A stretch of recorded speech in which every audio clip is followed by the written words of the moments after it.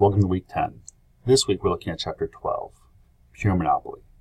This chapter looks at the other end of the spectrum. It examines pure monopoly, which is a market structure where there is a single seller.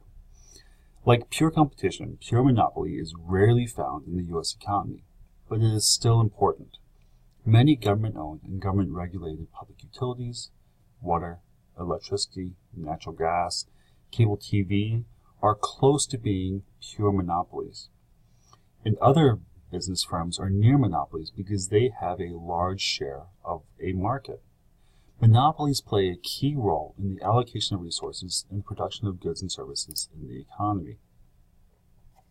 It is possible for a single seller or pure monopoly to dominate an industry if firms are prevented in some way from entering the industry.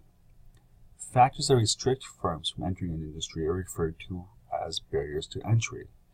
The second section of this chapter is devoted to a description of the more important types of these barriers, such as economies of scale, patents, licenses, control of essential resources, and strategies for product pricing.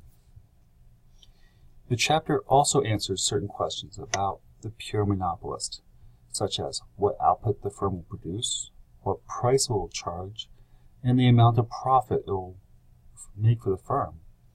In answering these questions and in comparing pure competition and pure monopoly, be sure you note the following. Both the competitive firm and the monopoly try to maximize profits by producing the output at which marginal cost and marginal revenue are equal.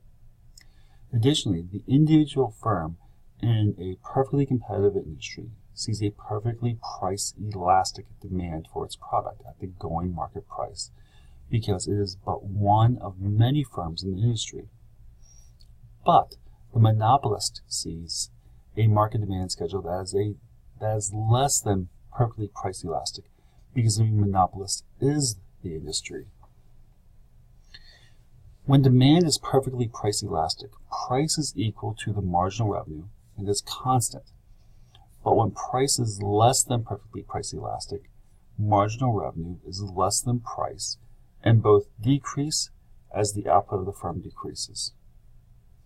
Because entry is blocked in the long run, firms cannot enter a monopolistic industry, to compete away profits as they can under conditions of pure competition. Now, this chapter has three other goals that deserve your study time as well. One goal is to evaluate economic efficiency under pure monopoly. Here, the purely competitive industry that you read about in chapters 11 and 10 serve as the standard for comparison. You will learn that unlike the purely competitive industry, pure monopoly does not result in allocative efficiency. Although the inefficiencies of monopoly are offset or reduced by economies of scale and technological progress, they are reinforced by the presence of exit efficiency and rent-seeking behavior. The second goal is to discuss the possible pricing strategies of the pure monopolist.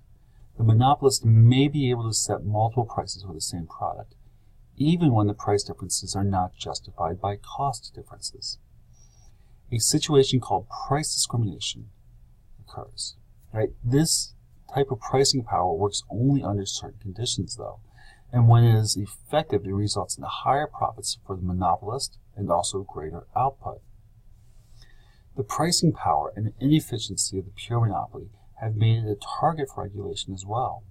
Therefore, the last section of the chapter explains the economic choices a regulatory agency faces when it must determine the maximum price that a public utility will be allowed to charge for its product.